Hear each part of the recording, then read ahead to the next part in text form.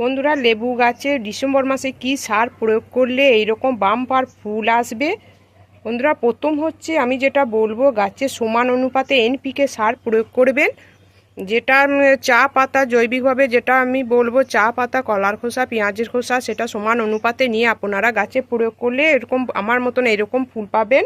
দ্বিতীয় হচ্ছে সামান্য মাত্রায় আপনারা গোবর সার প্রয়োগ করতে পারেন, তাহলে গ্রোথটা ভালো হবে এবং প্রচুর পরিমাণে ফুল নিঃসন্দেহে আসবে।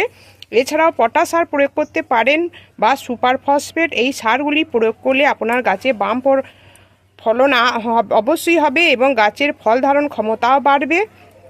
এই সময় যদি আপনাদের গাছে ফুলের দেখা পান, তাহলে আপনারা এই সময় বোরন সার স্প্রে করতে পারেন বা গাছের গোড়ায় প্রয়োগ করতেও পারেন। সেই ক্ষেত্রে আপনার ফল ধারণ ক্ষমতা অনেকটাই বাড়বে এবং ফলগুলিও টিকে যাবে। আমি এই বোরন